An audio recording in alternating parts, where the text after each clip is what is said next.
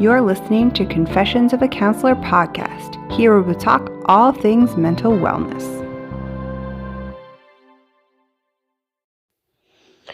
Hi everyone, and welcome back to Confessions of a Counselor. I'm your host, Janice, and today I thought we would talk about another question that I get often in therapy, which is, how did you become a therapist? So I thought we would talk about kind of my journey to getting here and some of the things that led me to deciding to become a therapist.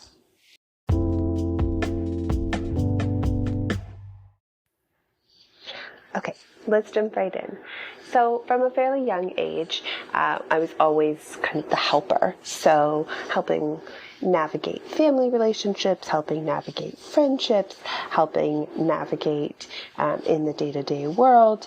I was always often seen as the observer. I was pretty quiet as a kid.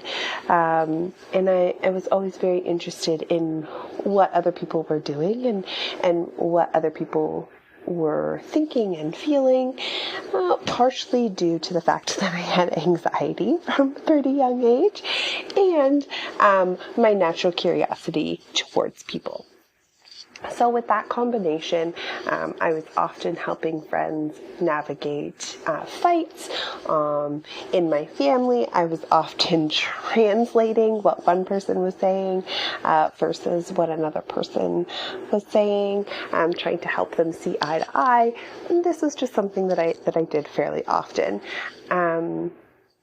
In school, I never quite found a topic that I was good at. I struggled with kind of those typical subjects that you hear. So the math, science, English, I never really succeeded. So I never really felt like I belonged in school until high school when I found a psych social and anthro class, and I fell in love.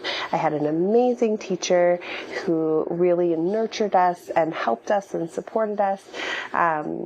And he brought the information to life in such a beautiful way.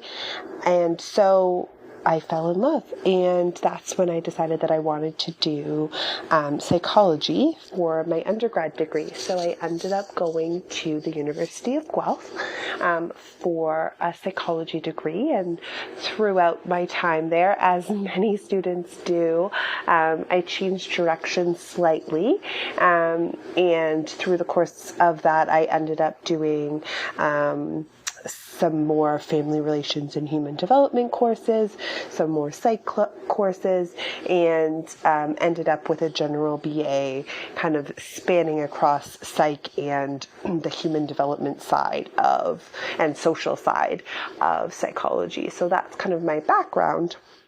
And as I was going through that, I realized that I wanted a little bit more of a hands-on experience for learning how to sit in session with someone. So I ended up traveling across the country and living in Vancouver for 3.5 years, and did my diploma in professional counseling. And so this was a program that was a very deep dive into your own personal life, learning skills and tools, and a lot of the things that I do in session came from this course where we practiced those things for ourselves and with our classmates. So that was a really in-depth program, kind of looking holistically at the mind, body, spirit connection and our emotions and how that ties in. And so that's why my practice is very feelings-based and body-based and kind of talking about what we're experiencing within us. So that's where that kind of background comes from. After I finished my degree, I worked in a group home, which was not the right fit for me. And eventually we decided to move back to Ontario, and that's when I started my private practice. So that's what I've now been doing for almost 8 years. Working with that. And over the pandemic, I decided to upgrade and went to Mohawk in order to do my social service work diploma. So that was basically just kind of refreshing some skills, learning some unique skills that social workers use that I didn't learn in my counseling background, kind of tying it all together. And so now I'm a registered social service worker.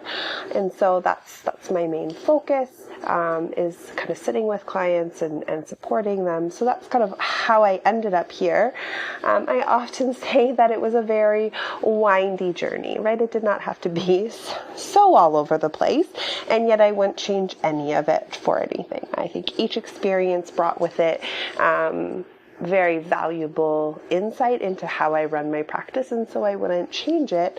But I also wouldn't necessarily recommend that that's the course to go for everyone. So I think finding out what it is that you want to do and where you want to end up is really important, so that perhaps you can work backwards and finding out the education and the skills that you need in order to get where you're going. Whereas I kind of just wandered a little bit, perhaps some would say aimlessly, until reaching this point. So that's a little bit about the journey and how I got to sitting in this chair today. I hope you enjoyed today's episode. Confessions of a Counselor podcast is available anywhere you like to listen to your podcast, both on Apple and Android. New episodes will be released every Friday. If you enjoyed this podcast, please feel free to join the conversation. Leave a review or subscribe to the podcast hosted on the Anchor app. All these details can be found at janicelyons.com. Until next time, take care.